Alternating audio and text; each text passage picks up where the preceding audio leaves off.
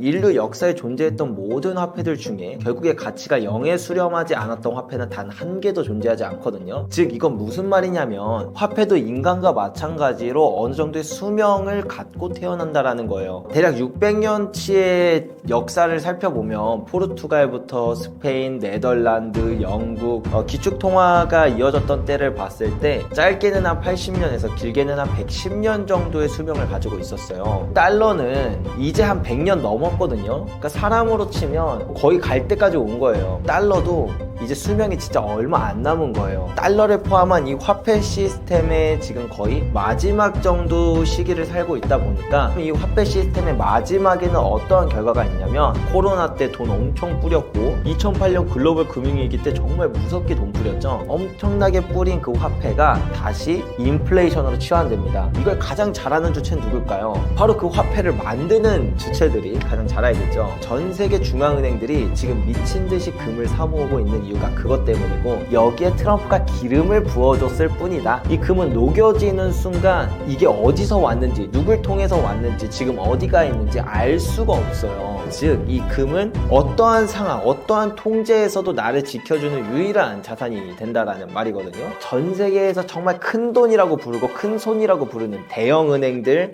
플러스 중앙은행들이 미친듯이 실물 금을 쓸어 담고 있다라는 거는 그 금액의 차이에서 압도적이지 않나. 그 신뢰의 차이, 역사와 그 다음에 이 익명성이라는 이 두 가지 무기를 갖고 있는 금은 안녕하세요. 떠먹여주는 TV 구독자 여러분. 저는 금 투자에 대해서 누구보다 잘 설명해드리고 실제로 6년차 금 투자자이자 지금은 금거래소도 운영하고 있는 조규원 작가라고 합니다. 반갑습니다. 최근에 우리나라뿐만 아니라 전 세계적으로 갑자기 금값이 폭등한 이유가 무엇인가요?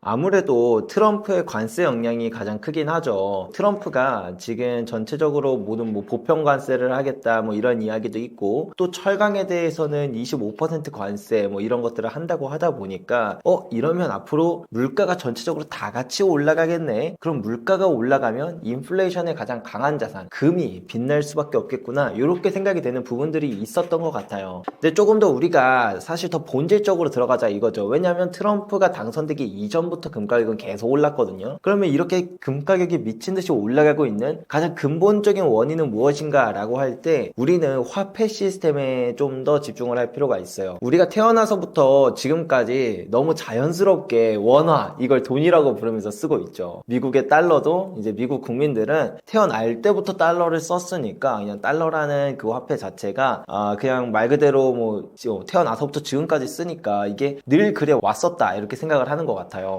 근데 화폐라는 건 인류 역사에 존재했던 모든 화폐들 중에 결국에 가치가 0에 수렴하지 않았던 화폐는 단 한 개도 존재하지 않거든요. 즉 이건 무슨 말이냐면 화폐도 인간과 마찬가지로 어느 정도의 수명을 갖고 태어난다라는 거예요. 물론 우리가 이런 것들을 좀 더 그런 교육과정 속에서 배웠으면 좋겠지만 그런 교육과정 속에서 이게 이런 걸 못 배우다 보니까 좀 되게 어떻게 보면은 좀 낯설게 들리는 이야기일지도 모르겠지만 대략 600년치의 역사를 살펴보면 포르투갈부터 스페인, 네덜란드, 영국 이렇게 쭉쭉쭉 기축통화가 이어졌던 때를 봤을 때 짧게는 한 80년에서 길게는 한 110년 정도의 수명을 가지고 있었어요. 근데 이 미국 달러는 이제 한 100년 넘었거든요. 그러니까 사람으로 치면 대략 지금 거의 갈 때까지 온 거예요. 환갑잔치는 작년에 끝났고 지금은 8순을 넘어서 거의 90살에 가깝다. 거의 이렇게 바라볼 수가 있는 수준이다 보니까 미국 달러도 이제 수명이 진짜 얼마 안 남은 거예요. 그럼 이 화폐, 달러를 포함한 이 화폐 시스템의 지금 거의 마지막 정도 시기를 살고 있다 보니까 그럼 이 화폐 시스템의 마지막에는 어떠한 결과가 있냐면 이 기축통화가 바뀌는 과정 가운데서 그동안 우리 화폐 엄청 많이 풀었잖아요.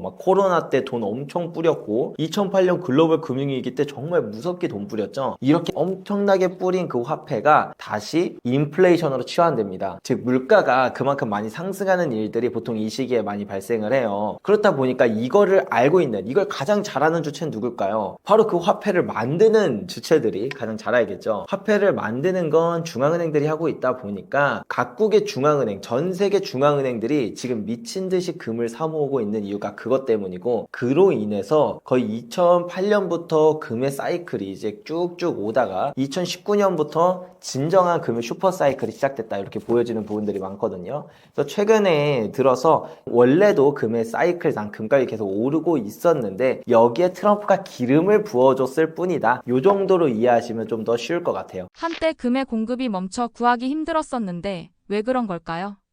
우리나라 뭐 김치 프리미엄이다 이런 이야기가 한창 많이 들렸었어요. 그때 우리나라 금 가격이 거의 20%가 더 비싼 그런 수준까지 갔었는데, 사실 이런 현상은 이전에도 종종 있었습니다. 물론 이 정도까지 심하진 않았지만 뭐 국제 시세보다 우리나라 금 가격이 더 비싼 이유들이 종종 있었는데, 이게 질문 그 자체처럼 공급이 부족해서 그래요. 우리나라는 금광이 뭐 그렇게 제대로 있는 것도 아니고 금의 생산이라고 해봤자 거의 되게 미비하거든요. 그런 상태에서 그럼 금을 수입하기에는 괜찮냐? 다른 국가들을 보면 이게 육지로 다 맞닿아 있기 때문에 금의 유출입이 정말 빠르게 공급이 채워지고 수요가 늘어나면 그만큼 공급이 유연하게 반응을 합니다. 공급이 너무 많으면 이제 해외로 보내기도 하고요. 근데 우리나라는 삼면이 다 바다로 막혀 있고 위에는 북한으로 막혀 있다 보니까 금의 유출입이 그 정도로 자유롭지는 못해요. 여기에 더불어 안 그래도 원래 우리나라가 금도 잘 안 나오고 금의 유출입도 어느 정도 좀 이렇게 불편한 부분들이 있는데, 여기에 더불어 이제 전 세계적으로 실물이 좀 부족한 일이 생기고 있습니다. 런던 금시장, 이게 세계에서 가장 큰 금 실물 이제 거래소인데, 이 런던 금시장에서는 금을 주문하면 보통 한 2주면 실물을 받을 수 있었던 게 지금 뭐 거의 2달치가 밀렸다, 이렇게 될 정도로 실물이 많이 부족한 상황입니다. 왜 이렇게 지금 실물이 부족해졌을까? 그거는 사실 원래도 금이 별로 없어요. 이 지구상에 있는 모든 금을 다 합쳐도 한 26만 톤 정도 되거든요. 근데 그 중에 한 20만 톤은 이미 캐서 나온 상태고, 그리고 이제 남은 양이 한 매장량이 5만 9천 톤 정도 되는데, 이거는 우리가 1년에 금을 채굴하는 양이 한 전 세계적인 그런 채굴량을 다 합쳤을 때 3천 톤 정도 되거든요. 대략 15년이면 이제 남은 그 매장량도 고갈이 온다라는 거예요. 그만큼 더 이상 생산하고 싶어도 생산할 수 있는 금도 별로 없고, 플러스 이미 생산된 그 금들은 각국의 중앙은행들과 각국의 대형은행들과 투자기관들이 다 싹쓸이 해가고 있어요. 원래도 실물 금 자체가 별로 없는데 그런 실물 금들은 그렇게 되게 큰 손이라고 부르는 그런 중앙은행들과 대형은행들이 싹 쓸어가고 나니까, 그러고 나니까 얼마 남지 않은 이 금으로 어떤 부족한 뭐 산업 수요도 빼고 주얼리로 빼고 그 정말 남은 얼마 안 되는 그 양 가지고 우리가 투자용 제품으로 이렇게 뭐 사고 팔려고 하다 보니까 점점 더 이런 공급 대란들이 많이 잦게 발생하고, 그리고 우리나라의 경우에는 그 폭이 훨씬 더 크게 일어나고 있는 것이다. 앞으로 금 가격이 더 오름에 따라 이런 현상들은 더 반복적이고 더 지속적이고, 그리고 더 큰 괴리가 발생할 수도 있겠다, 이렇게 생각하시면 될 것 같아요. 중국이 금을 사재기해 간다는 말도 있는데 어떻게 생각하시나요? 실제로 한 2000년부터 중국이 금을 정말 무섭게 사모으기 시작했습니다. 1000톤도 안 됐던 중국의 금 보유량이 지금 2000톤을 훌쩍 넘었거든요. 단순히 공식적으로 금을 사는 것뿐만 아니라 중국의 금 수입량을 보더라도 전 세계에서 가장 많은 게 이제 중국이고, 그 다음에 금 생산량 1위도 중국이에요. 그리고 금 매장량 1위도 중국이고, 그리고 이제 2002년쯤인가 중국이 상하이 금거래소라고 하는 이제 금거래소를 출범했거든요. 그게 벌써 아시아에서 가장 큰 금거래소가 됐어요. 중국은 이 금이라는 자산을 아주 전략적이고 가장 중요한 자산으로 평가하고, 그거를 고작 20년도 안 되는 시기 동안 어마어마하게 축적을 해놨습니다. 이렇게 중국이 왜 이렇게 금을 모을까? 그냥 단순히 금을 좋아해서 그런 걸까? 그거는 아니라고 생각해요. 중국이라는 나라가 원래 금을 좀 좋아하긴 하는데, 그렇다기보다도 중국이 원래 이제 전체 외환보유고에서 달러의 비중이 엄청나게 높았어요. 중국이 이제 미국한테 뭐 열심히 열심히 물건도 팔고 하면서 달러가 많이 비축돼 있었거든요. 이때까지는 다 좋았다 이거야. 근데 그러니까 중국이 가만 보니까 나도 이제 좀 있으면 패권 노려볼 만한데 이거 언제까지 미국 밑에서 이렇게 미국이 하라는 대로 하고 미국한테 무슨 제재 받으면 깨갱하고 이런 게 싫었던 거죠, 중국 입장에서. 그러니까 일장이죠. 따지고 보면 학교 일장을 때려 눕히고 내가 일장이 되고 싶다라는 그런 이제 야망이 생긴 거예요. 그런데 예를 들면 이렇게 생각하면 좀 더 쉬울 것 같아요. 내 지갑에 온통 그 파리바게트 상품권으로 다 되어 있는 거야. 근데 그 일장은 그 파리바게트 사장인 거예요. 그러면 마음만 먹으면 이 파리바게트 사장이 내 지갑에 있는 모든 이 파리바게트 상품권을 안 받거나 사용 못하게 만들 수도 있잖아요. 이걸 종이 쪼가리로 만들 수 있는 힘이 있으니까 중국은 그동안 쌓아놓은 어마어마한 이 달러가 자기의 자산이고 최고의 무기라고 생각했는데 내 상대가 미국이라는 걸 생각해보니까 달러 갖고 있어봤자 아무 의미 없을지도 모르겠다. 이거 빨리 진짜 자산으로 바꿔놔야겠다. 그 누구도 통제 못하는 자산으로 바꿔놔야겠다 생각을 해서 그래서 금으로 간 거예요. 왜냐하면 미국이 실제로 2022년 러시아 우크라이나 사태가 터졌을 때 그 러시아의 외환보유고에 있는 달러 자산을 다 압류했거든요. 그리고 이제 우크라이나 재건하는 데 쓴다 그랬어요. 그걸 보기도 훨씬 전부터 중국은 이미 알았던 거죠. 내가 만약에 뭐 대만을 침공한다거나 아니면 미국한 그런 기축통화패권을 직접적으로 뺏으려는 움직임을 보이면 미국은 반드시 중국이 갖고 있는 달러 자산을 다 압류할 거라는 걸 알고 있었다 보니까 이거를 그 누구도 통제할 수 없는 금으로 바꾸려고 정말 2000년부터 무섭게 이렇게 금을 사모았다 이렇게 생각할 수 있고, 그다음에 이거는 공식적이진 않지만 사실은 중국이 보유한 금 보유량이 한 2000톤 정도라고 제가 아까 말씀을 드렸잖아요. 그건 IMF의 보고한 양이 2000톤이라는 거지 중국이 보고를 잘 안 하는 걸로 되게 유명해요. 그래서 업계 전문가들은 가장 최소치로 봤을 때 중국이 한 5000톤 이상을 이미 보유하고 있다라고까지 얘기가 나오는 것처럼 중국이 이렇게 금에 엄청나게 진심이고 몰두하는 이유 자체는 미국의 기축통화 패권을 뺏고 싶어 하기 때문에 그 과정 속에서 중국이 갖고 있는 달러 자산이 압류되는 거를 좀 미연에 방지하고자 하는 그런 부분이 가장 커서 그렇다라고 생각하시면 될 것 같아요. 이제는 김치 프리미엄이 끝났다고 하는데 그 배경은 무엇일까요? 아까 전에 잠깐 말씀드린 것처럼 우리나라는 금이 안 나오다 보니까 이게 수요가 조금만 생겨도 금값에 실물 금값에 프리미엄이 막 붙어요. 그러니까 쉽게 말해서 웃돈이 붙는다 이거예요. 내가 사고 싶은데 그 물건이 없대. 그런 사람들이 웃돈을 줘서라도 막 구하려고 하잖아요. 우리 예전에 허니버터칩 사건 기억나시죠? 허니버터칩이 그렇게 맛있대. 근데 1,500원인데 아무리 마트를 가도 없네? 그러면 막 중고시장에는 3,000원에 판다 그래도 누군가는 사잖아요. 마찬가지로 우리나라는 금의 생산이 없고 그리고 금의 유입도 어느 정도 시차가 걸리다 보니까 내가 금을 사고 싶어. 근데 없으면 사람들이 웃돈을 주고라도 산단 말이에요. 이런 현상을 우리가 김치 프리미엄이다 이렇게 이야기를 하는데 이게 과거에도 있었고 그 다음에 이번엔 좀 심한 건데 앞으로 우리가 더 두고 볼 때 금값이 올라가고 그거로 인해서 수요가 늘어남에 따라 이런 김치 프리미엄이 계속 늘었다 줄었다를 반복하게 될 거예요. 그래서 지금은 김치 프리미엄이 거의 다 줄었거든요. 지금 같은 시기에는 오히려 금을 산다고 했을 때 실물을 사는 게 되게 유리한 시점이다. 이렇게까지 이해해 볼 수 있을 것 같습니다. 금 5년 안에 300만 원 간다는 얘기가 있는데 어떻게 생각하시나요?